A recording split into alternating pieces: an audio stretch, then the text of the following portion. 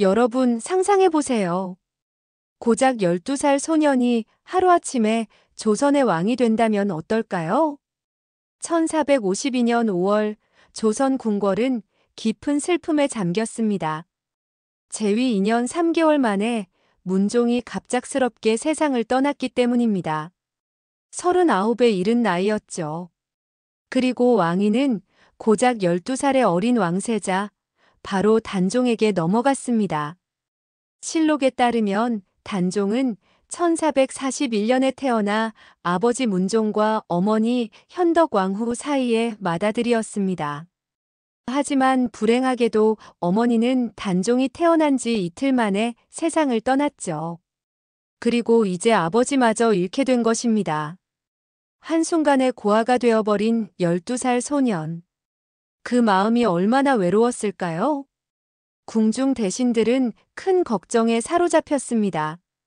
어린 임금을 혼자 두어서는 안 된다는 것이었죠.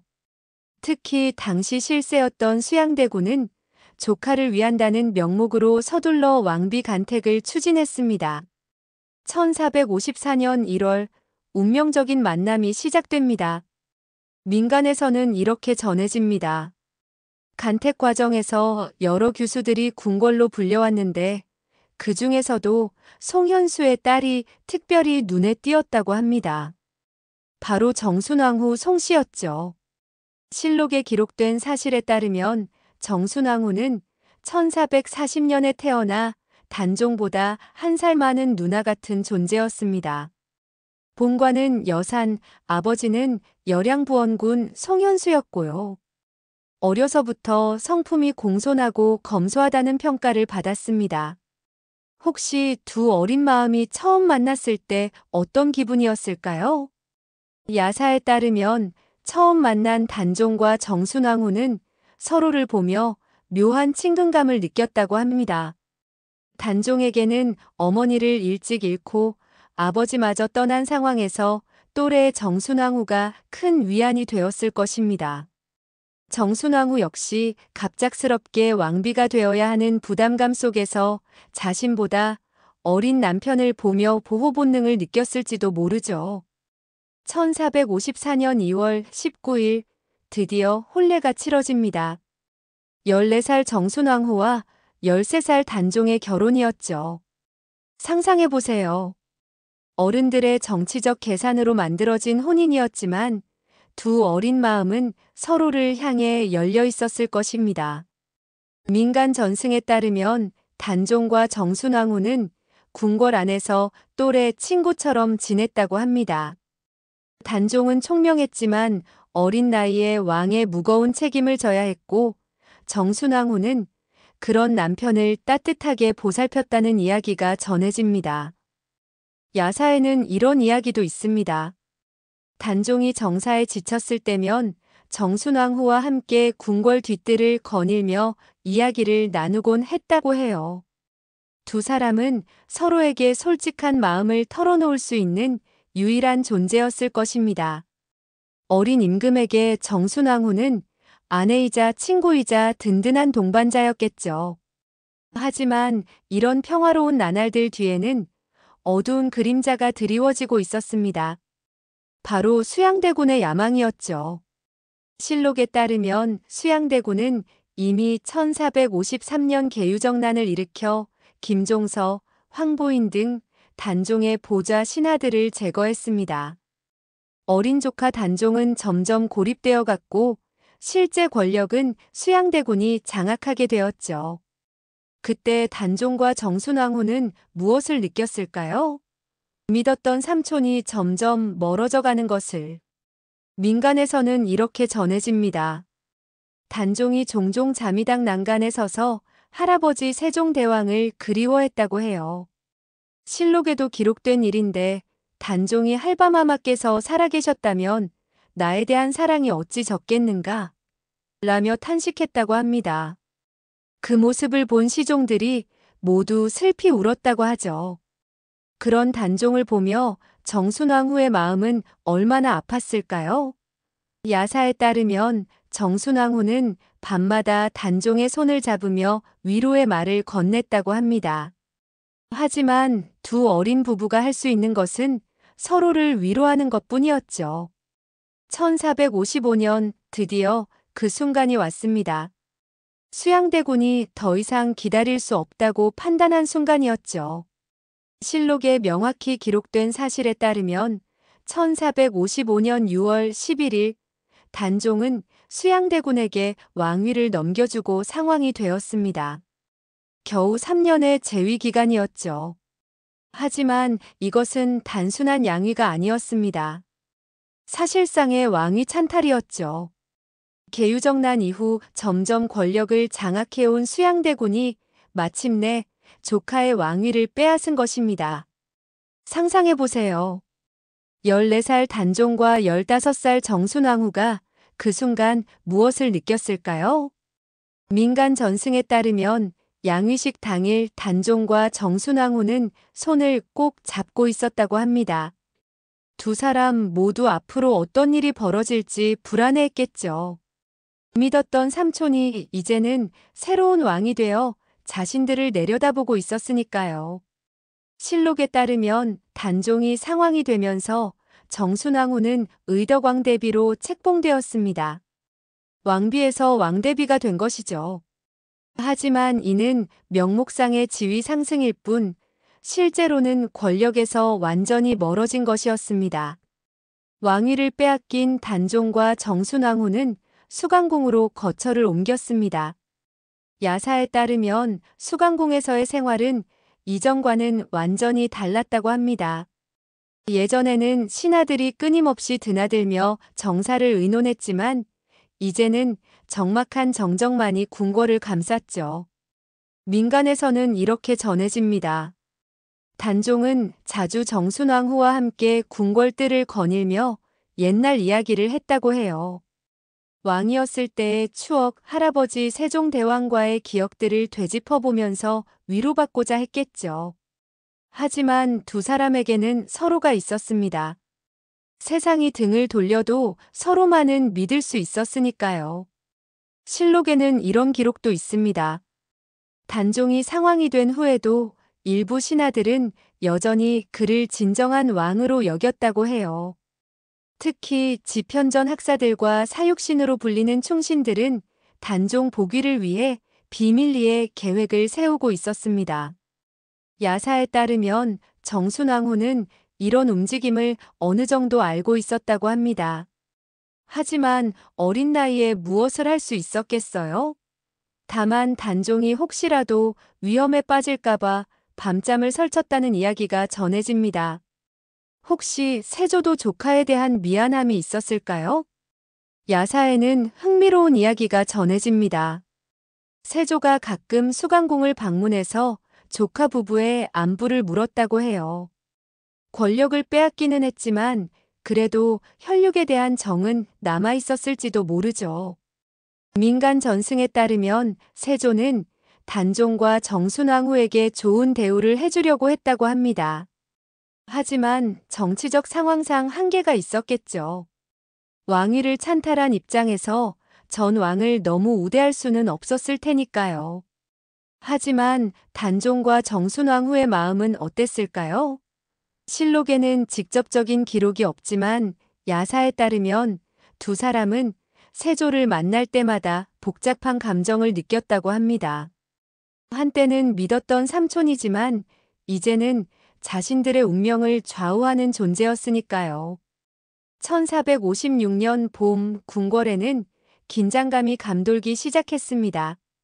실록에 따르면 이 시기에 성산문, 박팽년, 하위지, 이계, 유성원, 유응부 등 사육신과 지편전 학사들이 단종 복위를 위한 계획을 세우고 있었습니다. 또한 단종의 작은아버지인 금성대군도 이 계획에 참여하고 있었죠. 민간에서는 이렇게 전해집니다. 정순왕후는 궁 안팎의 이상한 분위기를 감지하고 있었다고 해요. 평소보다 경비가 삼엄해지고 신하들의 표정도 어두워졌죠. 여성의 직감으로 무언가 큰일이 일어날 것을 예감했다는 이야기입니다. 야사에 따르면 정순왕후는 단종에게 혹시 무슨 일이 일어나더라도 무리하지 마십시오라고 당부했다고 합니다. 하지만 단종은 나는 아무것도 모르오. 다만 충신들의 마음만은 고맙게 생각하오라고 답했다고 해요. 두 사람은 모르고 있었습니다. 곧 생이별을 해야 할 운명이라는 것을. 1456년 6월 드디어 그 일이 터졌습니다. 사육신의 단종 복위 계획이 발각된 것이죠. 성산문 등 사육신은 체포되어 혹독한 고문을 받았고 끝내 처형되었습니다. 이 사건으로 단종의 운명도 완전히 바뀌게 됩니다. 세조는 더 이상 조카를 그냥 둘 수 없다고 판단했죠. 1456년 6월 21일 단종은 노상군으로 강등되어 강원도 영월로 유배를 가게 되었습니다. 그리고 정순왕 후 그녀도 왕대비에서 군부인으로 격하되었습니다. 민간 전승에 따르면 이 소식을 들은 정순왕 후는 하늘이 무너지는 것 같았다고 합니다. 남편과 헤어져야 한다는 것, 그것도 언제 다시 만날 수 있을지 모른다는 것이 얼마나 끔찍했을까요? 야사에는 이런 이야기도 있습니다. 정순왕 후가 단종의 옷을 정리해주며 부디 건강하게 계시다가 꼭 돌아오시기를 기다리겠습니다 라고 말했다고 해요. 하지만 두 사람 모두 이것이 마지막이 될지도 모른다는 불길한 예감을 지울 수 없었겠죠. 이제 정말로 이별의 시간이 다가왔습니다. 청계천 영도교에서의 그 눈물 어린 작별을 1456년 6월 서울 한복판에 비가 내리고 있었습니다. 야사에 따르면 단종이 영월로 떠나기 전날 밤 두 사람은 청룡사 우화루에서 마지막 시간을 보냈다고 합니다. 물론 이는 정확한 기록이 아닙니다. 유배길에 나서는 죄인이 절에서 하룻밤을 보낸다는 것은 현실적으로 어려웠겠죠.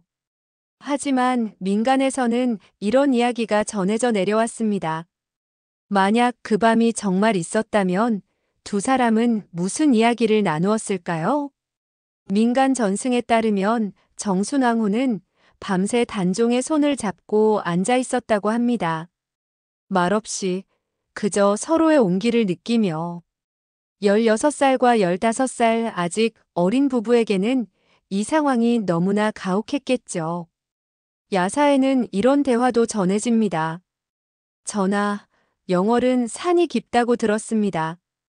부디 몸 조심하시고 왕후도 건강히 계시오. 언젠가는 다시 만날 수 있을 것이오. 하지만 두 사람 모두 알고 있었을 것입니다. 이것이 마지막이 될지도 모른다는 것을. 1456년 6월 21일 새벽 드디어 그 순간이 왔습니다. 실록에 따르면 이날 단종은 노상군으로 강등되어 영월로 유배를 떠났습니다. 하지만 구체적인 이별 장면에 대한 기록은 없습니다. 그러나 민간에서는 이렇게 전해집니다. 정순왕 후가 청계천 영도교까지 나와서 남편을 배웅했다고 해요. 당시 영도교는 한양을 벗어나는 마지막 다리였죠. 상상해보세요. 새벽 안개가 자욱한 청계천가에서 벌어진 그 이별 장면을. 야사에 따르면 정순왕 후는 한복 치마폭에 눈물을 적시며 다리 위에 서 있었다고 합니다.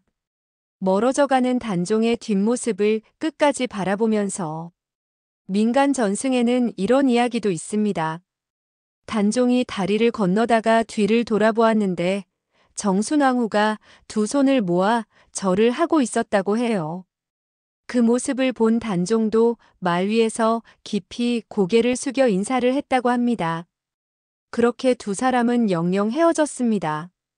후세 사람들이 이 다리를 영이별 다리, 영영 건넌 다리라고 부르는 이유가 여기에 있습니다. 야사에 따르면 그날 이후 정순왕 후는 며칠 동안 아무것도 드시지 못했다고 합니다. 궁녀들이 아무리 권해도 마음이 너무 아파서 무엇을 삼킬 수가 없다고 하셨다는 이야기가 전해집니다. 하지만 정순왕 후의 시련은 이제 시작에 불과했습니다. 실록에 따르면 단종이 유배를 간 후 정순왕후도 궁에서 나와야 했습니다. 왕대비에서 군부인으로 강등된 그녀에게는 더 이상 궁궐에 머물 자격이 없었죠. 민간 전승에 따르면 정순왕후는 처음에 친정으로 돌아갔다고 합니다. 하지만 그마저도 오래가지 못했어요. 1457년 단종 복위 운동이 또다시 실패하면서 친정아버지 송현수마저 처형되었기 때문입니다. 세상에, 남편을 잃은 것도 모자라 아버지까지. 야사에 따르면 이 소식을 들은 정순왕후는 하늘을 원망하며 통곡했다고 합니다.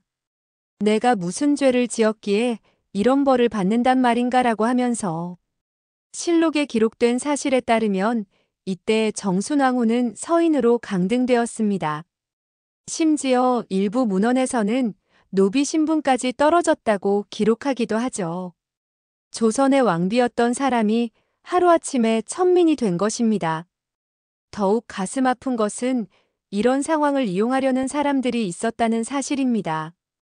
야사에 따르면 정순왕후가 노비로 강등되자 몇몇 파렴치한 양반들이 그 여인을 우리 집 종으로 달라고 요청했다고 합니다. 한때 조선의 왕비였던 사람을 종으로 부리겠다는 것이었죠. 하지만 세조는 차마 그 정도까지는 할 수 없었던 것 같습니다. 민간 전승에 따르면 세조는 신부는 노비이지만 노비로서 사역할 수 없게 하라는 명을 내렸다고 해요. 그나마 마지막 양심이었을까요? 그렇게 정순왕후는 궁밖 세상으로 내몰리게 되었습니다. 정착한 곳은 동대문 밖 정업원이었습니다.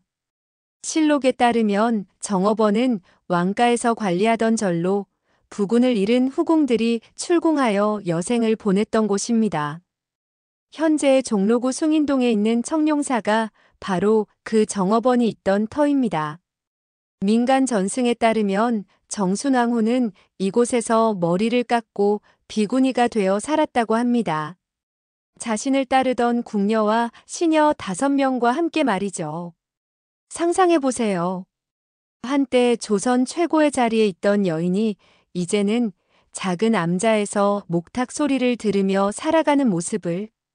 야사에 따르면 정순왕후는 매일 새벽 예불을 드리며 단종의 무사함을 빌었다고 합니다.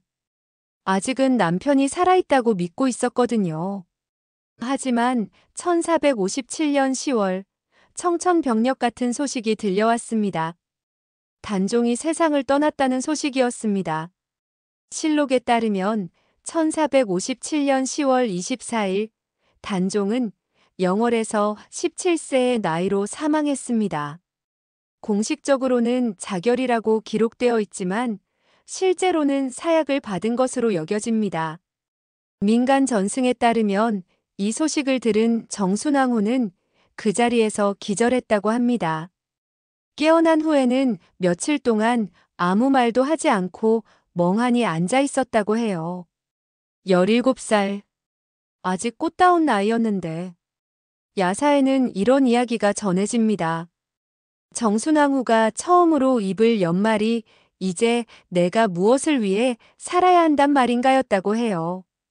함께 지내던 궁녀들도 모두 눈물을 흘렸다고 합니다. 그때부터 정순왕후의 일과가 바뀌었습니다. 민간 전승에 따르면 정순왕후는 매일 아침 저녁으로 정업원 뒤편 동망봉에 올라 영월 쪽을 바라보며 통곡했다고 합니다. 단종이 묻힌 영월은 동쪽에 있었거든요. 야사에 따르면 그 곡소리가 산 아래 마을까지 들렸다고 합니다. 너무나 애절한 소리라서 듣는 사람마다 눈물을 흘렸다고 해요. 온 마을 여인들이 땅을 한번 치고 가슴을 한번 치는 동정곡을 했다는 이야기도 전해집니다. 그 뒤부터 이 봉우리는 왕후가 동쪽을 바라보며 단종의 명복을 빌었다 하여 동망봉이라는 이름으로 불리게 되었습니다. 실록에는 없는 이야기지만 후일 영조가 친히 동망봉이라는 글씨를 써서 바위에 새기게 했다고 합니다. 비록 일제강점기 때 채석장으로 쓰이면서 그 바위는 사라졌지만 이름만은 지금까지 전해져 내려오고 있죠. 하지만 세상에는 따뜻한 사람들도 있었습니다. 야사에 따르면 정순왕후의 처지를 안타깝게 여긴 주변 부녀자들이 끼니를 가져다 주곤 했다고 합니다. 처음에는 몰래 음식을 전해주었는데 나중에는 아예 정업원 근처의 여인들만 드나드는 시장을 열어주었다고 해요. 민간 전승에 따르면 이 시장은 여인 시장으로 불렸다고 합니다. 한경지략에도 영도교 부근의 부녀자들만 드나드는 금남의 채소 시장이 있었다는 기록이 있어요. 이는 왕후를 동정한 여인들의 따뜻한 배려였습니다. 야사에는 이런 이야기도 있습니다. 부녀자들이 끼니 때마다 정순왕후에게 채소를 가져다 주려고 하는데 궁에서 말리자 아예 시장을 열어서 주변을 혼잡하게 만들었다고 해요. 그래서 계속해서 몰래 음식을 전해줄 수 있었다는 것이죠. 민간 전승에 따르면 끼니거리를 가져다 주는 여인들이 어찌나 많았던지 나중에는 긴 행렬이 생길 정도였다고 합니다. 정순왕후의 인덕이 얼마나 깊었는지 알 수 있는 대목이죠. 하지만 정순왕후는 그냥 도움만 받고 있을 수는 없었습니다. 민간 전승에 따르면 정순왕후는 직접 염색업을 해서 생계를 꾸렸다고 합니다. 한때 조선의 왕비였던 사람이 손수 옷감을 염색해서 파는 일을 한 것이죠. 야사에는 신기한 이야기도 전해집니다. 낙산에는 정순왕후가 천을 염색할 때 사용했다는 자주동 천이 있는데 전설에 따르면 정순왕후가 물에 천을 넣자 천이 저절로 자주색으로 물들었다고 해요.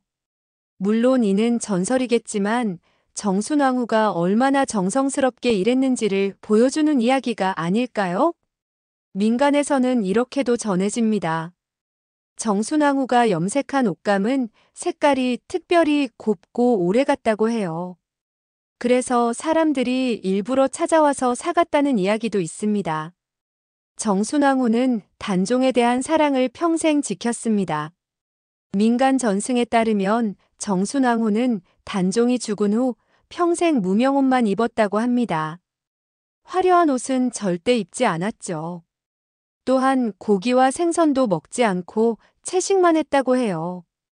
야사에 따르면 정순왕후는 단종의 제삿날에는 금식을 하며 남편을 그리워했다고 합니다. 매년 10월 24일 단종이 세상을 떠난 날이 되면 아무것도 드시지 않고 하루 종일 기도만 했다는 것이죠. 10대의 어린 나이에 만나 오직 둘만을 의지하며 서로 정을 주었기에 그 사랑이 얼마나 간절했을까요? 민간에서는 이런 이야기도 전해집니다. 가끔 정순왕후를 좋게 보는 남자들이 있었지만 그녀는 나는 이미 죽은 몸이나 다름없습니다라고 하며 모든 제안을 거절했다고 해요. 정순왕후는 단종이 죽은 후 64년을 더 살았습니다. 실록에 따르면 정순왕후는 1521년 7월 17일 82세의 나이로 세상을 떠났습니다. 단종이 1457년에 죽었으니 정확히 64년을 홀로 산 것이죠. 64년 정말 긴 세월입니다. 그 오랜 시간 동안 그녀는 무엇을 생각하며 살았을까요? 민간 전승에 따르면 정순왕후는 평생 단종과의 추억을 간직하며 살았다고 합니다. 가끔 옛날 궁궐에서의 일들을 회상하며 혼자 미소 짓는 모습을 보인 적도 있다고 해요. 야사에는 이런 이야기도 있습니다. 정순왕후가 늙어서도 가끔 전하께서는 지금 어디 계실까라고 중얼거렸다고 해요. 아직도 단종이 어딘가에 살아있기를 바라는 마음이었을 것입니다. 흥미롭게도 세조의 후손들은 정순왕후에게 조금씩 관심을 보이기 시작했습니다. 실록에 따르면 세조의 아내 자성대왕 대비가 성종 즉위 후 수렴청정을 하게 되자 정순왕후에게 의식을 공급해 주도록 했다고 합니다. 아마도 양심의 가책이 있었을 것입니다. 민간 전승에 따르면 중종 재위 초기에는 살인파인 조광조 등이 단종과 정순왕후의 복위를 주장했다고 해요. 하지만 중종은 시기상조라며 거절했죠. 세월이 흐르면서 단종에 대한 재평가가 시작되었습니다. 실록에 기록된 사실에 따르면 현종 때부터 송시열과 김수왕 등이 단종과 정순왕후의 복위를 거듭 건의했습니다. 그들은 세조의 단종 살해가 측근들의 오도에 휘둘린 것이며 본심은 단종 살해에 있지 않았다고 주장했죠. 드디어 1698년 기적 같은 일이 일어났습니다.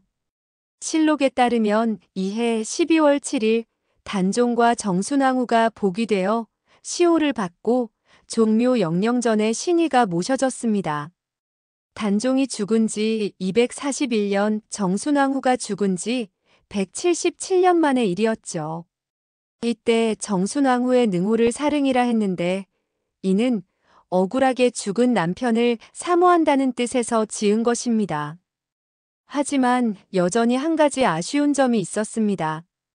실록에 기록된 사실에 따르면 단종의 장릉은 영월에, 정순왕후의 사릉은 경기도 남양주에 있어서 두 사람은 죽어서도 함께 하지 못했습니다. 하지만 민간에서는 신기한 이야기가 전해져 내려왔습니다. 민간 전승에 따르면 사릉 뒤편에 심은 나무들이 단종의 능인 장릉 쪽을 향해 고개를 숙여 자란다고 합니다. 정순왕후의 단종을 향한 간절한 그리움이 나무에까지 전해진 것일까요? 야사에는 더욱 감동적인 이야기도 있습니다.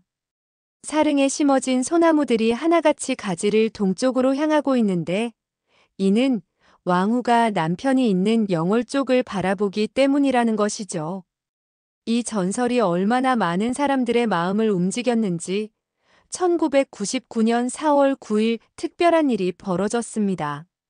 실제 기록에 따르면 사릉에 심어져 있던 소나무 하나를 장릉에 옮겨 심고 정령송이라 명명했습니다. 정순왕후가 죽은 지 478년 만에 이루어진 일이었죠. 비록 육신은 다른 곳에 묻혀 있지만 두 사람의 사랑은 이렇게 계속 이어지고 있습니다. 민간에서는 정순왕후를 무속의 신 중 하나로 숭배하기도 합니다. 무속에서는 그녀를 송씨 부인 신이라고 부르죠. 억울하게 세상을 떠난 남편을 평생 그리워한 그 정성이 신이 되었다는 것입니다. 야사에 따르면 가끔 사릉과 장릉에서 신기한 일들이 일어난다고 합니다.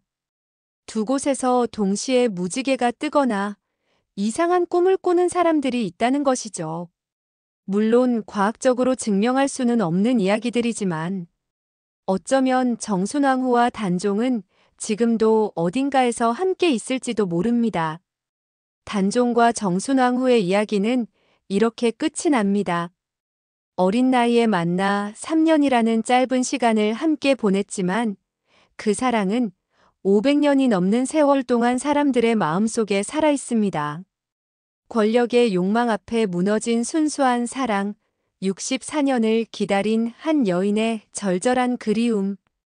여러분도 한번 청계천 영도교를 걸어보세요. 그곳에서 두 사람의 마지막 이별을 상상해 보시기 바랍니다. 그리고 남양주 사릉에 가서 동쪽을 향해 기울어진 소나무들을 보세요. 아직도 영월을 그리워하는 정순왕후의 마음을 느낄 수 있을 것입니다. 사랑은 죽음보다 강하고 시간보다 오래 간다는 것을 단종과 정순왕후가 보여주었습니다. 비록 슬픈 이야기이지만 그 안에 담긴 진실한 사랑만큼은 영원히 아름다울 것입니다. 단종과 정순왕후의 사랑 이야기, 여러분의 마음에도 깊이 새겨지셨기를 바랍니다. 이 이야기는 조선왕조실록의 기록과 민간에 전해져 내려오는 전승, 그리고 각종 야사를 바탕으로 재구성한 것입니다. 역사적 사실과 전설을 구분하여 서술했지만 500년 전 두 어린 부부의 마음만큼은 지금도 생생하게 느낄 수 있기를 바랍니다.